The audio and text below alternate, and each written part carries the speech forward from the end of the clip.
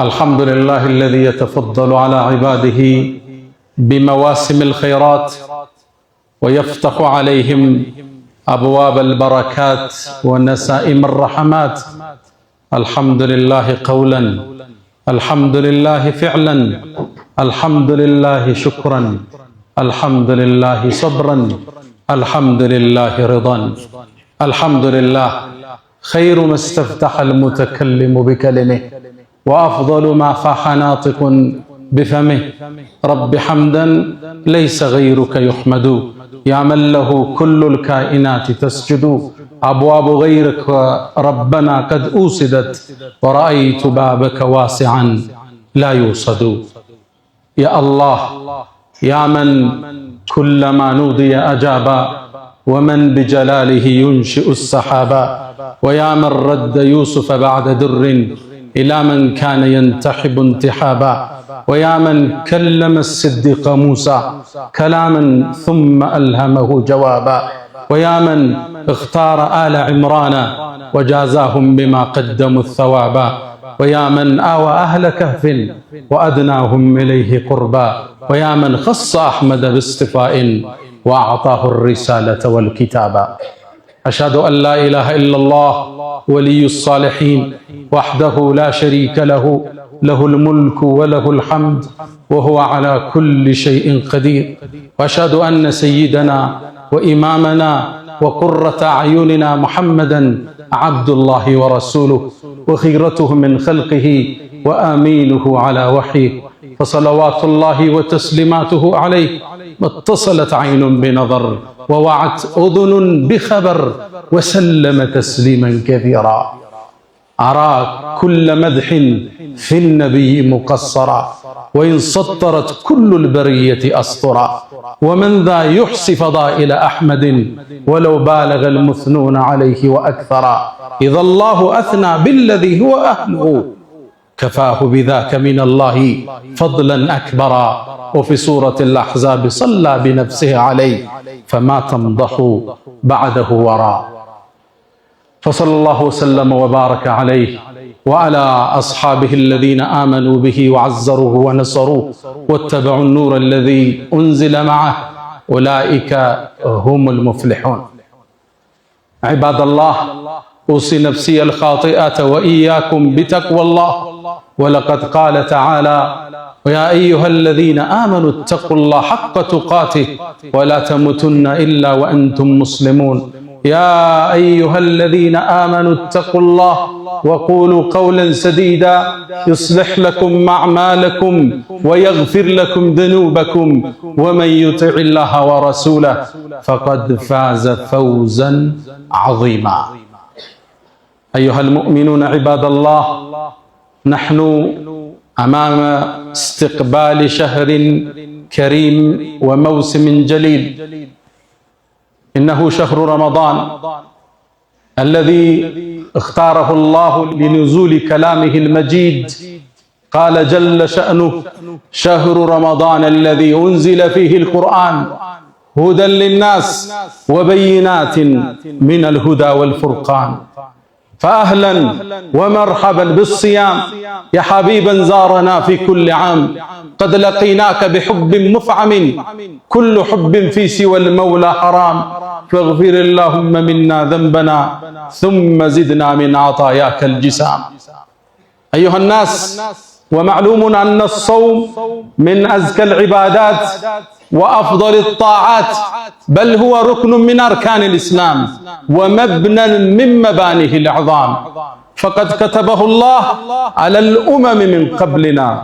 قال تعالى: يا أيها الذين آمنوا كتب عليكم الصيام كما كتب على الذين من قبلكم لعلكم تتقون. نعم، الصوم كتب على الأمم من قبلنا، فهو دأب الصالحين قبلنا، يصومون كل أسبوع يومين وثلاثة أيام من كل شهر. نعم، الصوم نعمة على هذه الأمة. اللهم أهله علينا باليمن والإيمان والسلامة والإسلام والتوفيق لما تحب وترضى. ውድ ምእመናን ከፊት ለፊታችን ከቀናት በኋላ የምንገናኘው አንድ የበረከት ወር አለ። ሸህሩ ረመዳን። ረመዳን የተባረከው ወር ነቢዩና መሐመድ ዓለይሂ ሰላቱ ወሰላም ከማ እንደ ነሳኢ ፊ ሐዲትን ሰሒህ ምን ይሉናል? ጃአኩም ረመዳን፣ ረመዳን መጣላችሁ። ሸህሩን ሙባረክ፣ የተባረከ ወር መጣላችሁ።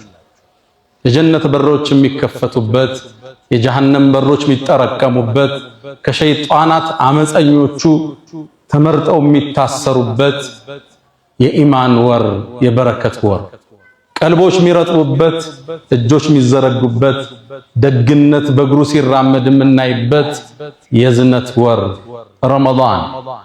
መስጂዶች በሰጋጆች የሚሞሉበት፣ ሌሊቶቹ በተሐጁድ ቢደምቁበት፣ የዒባዳ ጉልበት የምንጎናጸፍበት አንጸባራቂ ምሽትን የያዘ ወር ረመዳን።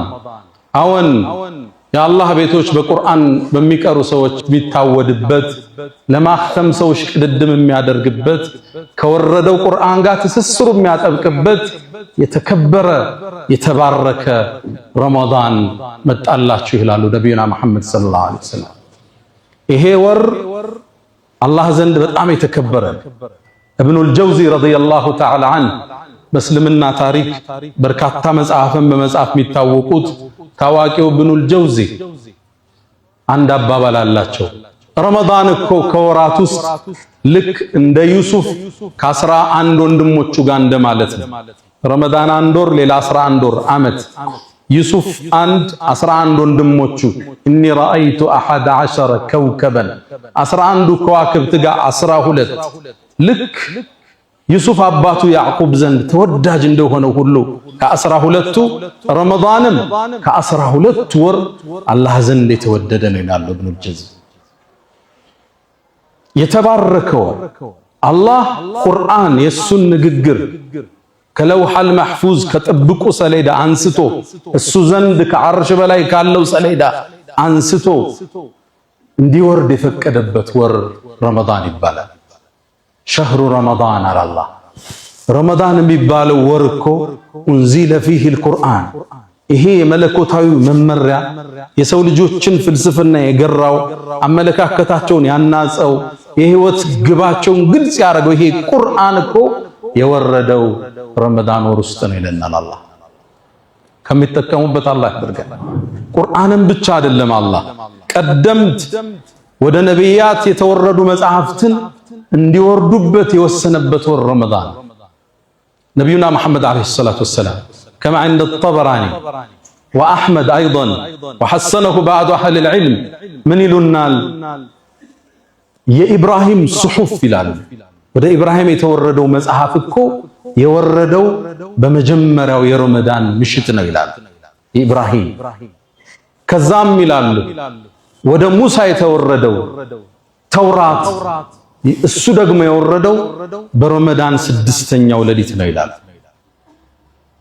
ወደ ነቢዩላህ ዒሳ ወደ ኢየሱስ የተወረደው ኢንጂል ደግሞ በረመዳን 13ኛው ሌሊት ነው የወረደው ይላል። እንዲሁም ወደ ነቢዩላህ ዳውድ ዘቡር የሚባል መጽሐፍ ወርዷል። ወደ እሳቸው የተወረደው መጽሐፍ ደግሞ በረመዳን 18ኛው ምሽት ነው የወረደ ይላል። የተከበረው ቁርአን ይላሉ ነቢዩ ዓለይሂ ሰላቱ ወሰላም በረመዳን 24ኛው ምሽት ነው የወረደው። ይሄ ወር የአላህ መመሪያዎች ወደ ነቢያቶች እንዲወርድ የተወሰነበት ወር ነው። የምንገናኘው እንግዳ ትልቅ ነው፣ ግዙፍ ነው። ይሄን ደረጃውን ያወቁ 6 ወር እንዲያደርሳቸው ተማጽነዋል። አላህን አድርሰን ብለው ለምነውታል። ህይወት ከረመዳን ውጭ አልጣፍጣቸው ብሏል። 11 ወር ትርጉም አጥቶባቸዋል። ረመዳን ላይ ነው ነፍስ ጋር የሚታረቁት። ረመዳን ላይ ነው እጅና ኪስ የሚገናኙ። ረመዳን ላይ ነው ቁርአን ጋር እንደ አዲስ የሚላቀሱት። ይሄን ወር ጓጉተው ጠብቀውታል። አላህ ወደ ነቢዩላህ ኢብራሂም የወረደውን ወደ ሙሳ፣ ወደ ዒሳ፣ ወደ ዳውድ፣ ወደ ነቢዩና መሐመድ ዓለይሂ ሰላቱ ወሰላም የወረዱ መጽሐፍትን በአጠቃላይ ያወረደው ከፊት ለፊታችን ልንቀበለው በተዘጋጀነው ረመዳን ወር ነው። ግዝፈቱ ትልቅ ነው። ደረጃው ከፍ ያለ አላህ ጾምን የሁሉም ትውልድ ዒባዳ አድርጎታል። ጾም የሚባለው ሁሉም ትውልድ ድንጋጌ አለው። ድንጋጌው ይዘቱ ቢለያይም ሽርዓተን ወመንሃጃ ሁሉም የራሱ ድንጋጌና መንገድ አለው። እያንዳንዱ ህዝብ ግን ጾም ግዴታ ተደርጓል። ከዛ ነው አላህ እኛ ጋር ግዴታ ማድረጉን ሲነግረን እነሱም ጋር ግዴታ እንዳደረገው አጽናንቶ ይጀምርልናል። ያ አዩሃ الذين آمنوا እናንተ ያመናችሁ ምእመናን ኩቲበ ዓለይኩም الصيام ጾምን በእናንተ ላይ ፉሪዳ ግዴታ አደረግንባችሁ ከማ ኩቲበ على الذين من قبلكم ከናንተ በፊት በነበሩ ትውልዶች ግዴታ እንዳደረግነው ሁሉ ለምን لعلكم تتقون በዚህ ወር ውስጥ ተቅዋን ታዳብሩ ዘንድ ይከጀላል። ወደ አላህ በጣም ትቀርቡ፣ ልባችሁ ይረጥብ፣ ኢማናችሁ ይታደስ ዘንድ ይከጀላል። እነሱም ጋር ጾም ተደንግጓል። አይነቱ ቢለያይ በቀደምት ትውልዶች ላይ እነሱ ቀን እንደኛ ሲጾሙ ማታ ባለቤቶቻቸው ጋር መገናኘት አይፈቀድላቸው፣ ክልክል ነበር። እኛ ጋር ተፈቅዷል፣ እነሱ ጋር ክልክል ነበር። ከቀደምት ትውልዶች ውስጥ አንዳንዶቹ ከመናገር የሚጾሙ ነበር። ከተናገሩ ያፈጥራል። ኢኒ ነዘርቱ ሊልረሕማን ሰውመን ፈለን ኡከልመ ልየውመ ኢንሲያ። እናታችን መርየም ዓለይሃ ሰላም እኔ እኮ ለአላህ አለመናገርን ጾሜያለሁ ዛሬ ሰው ላናልናገርም እንዳለች ቁርአን ላይ አትቶልናል። በባለፈው ታሪኳ ላይ ተመልክተነዋል። እያንዳንዱ ትውልድ የራሱ ድንጋጌ አለ። ጾም ግን ሁሉ ጋር ተደንግጓል። ለምሳሌ እኛ ስናጠፋ ወደ አላህ ተመልሰን የነፍስ አባት የለም ቁጭ ብለ ማልቀስ ነው በአንተና በአላህ መካከል። አተይቱከ ራጂየን ያ ዘል ጀላሊ ፈፈርጅ ማ ተራሁ ሚን ሱኢ ሓሊ ዓሰይቱከ ረቢ ወይሊ ቢጀህሊ ወዐይቡ ዘንብ ለም የኽጡር ቢባሊ ለዐምሩከ ለይተ ኡሚ ለም ተሊድኒ ወለም እግድብከ ፊ ዙለሚ ለያሊ ፈሃ አነ ዐብዱከ ልዓሲ ፈቂሩን ኢላ ረሕማክ ፈቅበል ሱአሊ ብለን የምታለቅሰው ሌሊት ተነስተህ ማረኝ፣ ሳላቅ አምጫለሁ፣ የፈንጅ ቀጠና ረግጫለሁ፣ ክብርህን የማይመጥን ነገር አድርጌያለሁ፣ ዝምድና ቆርጠሃል፣ ሶላት አቋርጠሃል፣ ዘካ በአግባቡ አልሰጠህም፣ የሰው ቼክ ይዘህ ጠፍተሃል። ክፍተት የሌለበት ማን አለን? አምጫለሁ ማረኝ እንላለን። አላህ በቀደምት ትውልዶች ውስጥ አላህን አምፀው ራሳቸውን እንዲገድሉ ተውበት እንዲያደርጉ አላህ ወስኖባቸዋል። ፈቱቡ ኢላ ባሪኢኩም ፈቅቱሉ አንፉሰኩም የተባለ ትውልድ አልፏል። የነቢዩላህ ሙሳ ህዝቦች ጣዖትን አመለኩ። አላህ ተቆጣ። ሊመራቸው ተማጸኑት። ማህርታው ግን ራሳቸውን እንዲያጠፉ ነው አላህ የወሰነ። አንድ ሜዳ ላይ 70 ሺህ ህዝብ አለቀ፣ እርስ በርስ እየተወጋጋ። እኛ ጋር ካጠፋ ወደ በሩ መውደቅ ነው፣ መሰበር ነው። እሱ ዘንድ እንባህን ማፍሰስ ነው። የእንባ ጉልበት ወንጀልን ያጸደዋል። እያንዳንዱ ትውልድ ጾም ተደንግጎበታል። አጿጿማችን ቢለያይ ታዲያ ከፊት ለፊታችን የተከበረው ወር ሲመጣ እንዴት ልንጠቀመው አስበናል? እንዲሁ ሳናስበው እንደባከነ ገብቶ ረመዳን ይውጣ ነገ ዒድ ነው እንዴ እንባባል እየተያየን፣ ወይስ ዝግጅት አድርገናል? ረመዳንን በቁርአን ለመጠቀም በጾሙ በትክክል ለመጠቀም ሶላቱን ሳናቋርጥ ለመስገድ ለይለተል ቀድርን ለማግኘት ምን ያህል ተዘጋጅተናል? አሁን ሳናስበው ኒስፈ ሻዕባን ገባነ፣ አፈተለከ ሳምንት፣ ድንገት ረመዳን ነገ ይገባል። ዝግጅታችን ምን ያህል? ረመዳን ሳይገባ ለረመዳን የሚያቅዱ የአላህ ደጋግ ባሮች ናቸው። ረመዳን ሳይገባ ረመዳን እንዴት ልጠቀምበት ብለው የሚያቅዱ ከቁርአን ስንት ያختማል? በየትኛው ሰዓት እቀራለሁ? ከሱብሂ እንደሰገድኩ ነው የምቀራው ወይስ ከየሶላቱ በኋላ ነው? ቅዳውን ይነደፋል። ከስራችን ተጨባጭ፣ ከህይወታችን ተጨባጭ አንፃር፣ ከዋዋላችን ተጨባጭ እስትግፋር ምን ያህል እንላለን? አሁን ዊርድ አለን የእስትግፋር በቀን 1000 2000 ያለው አለኛ መሃል ሱብሃንአላህ ወልሐምዱሊላህ ወላ ኢላሃ ኢላላህ ወላሁ አክበር ሚላል ትልቁ ዚክር ነው። ይሄ ነብዩ አለይሂ ሰላቱ ወሰላም ወኢነ ሚማ ተዝኩሩነ ሚን ጀላሊላህ አላህን እኮ ከምታልቁበት ዚክሮች ውስጥ አሉ። በጣም ልብ የሚነካው ሐዲስ ነው። ሰሒህ ሐዲስ ነው።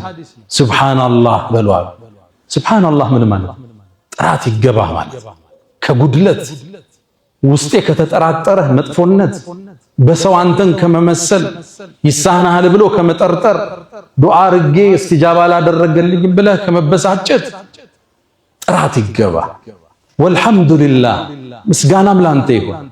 ወላ ኢላሃ ኢላላህ ከአንተ ውጭ በእውነት የሚገዙት ጌታ የለም። ከዛስ ወላሁ አክበር አላህ ደግሞ ታላቅ ነው፣ ኃያል ነው ሱብሓነሁ ወተዓላ። ይሄን ቃል ስትሉ አሉ መላእክት ይጽፉታል። ወዲያው እንደጻፉትም ኢለይሂ የስዓዱል ከሊሙ ጠይቡ ወደ አላህ ይወጣል አሉ ነቢዩ ዓለይሂ ሰላቱ ወሰላም። ሰሒህ ሐዲስ ነው። ከዛም አሉ ዓርሽ ዙሪያ ላይ ይሄ ንግግር አላህ ቅርጽ ሰጥቶት ዓርሽ ዙሪያ ላይ ይጠውፋል። ለሁ ደውዩን ከደውይ ነሕላ ልክ ቀፎው ላይ የወጣ ንቦች እንዴት ነው የሆነ ድምፅ አላቸዋል ህም እያሉ የሚያሰሙት ወጣው ሲሄዱ ልክ የዛ አይነት ድምፅ እያሰማ ዓርሽ ዙሪያ ይጠውፋል አሉ። ይሄ ቃል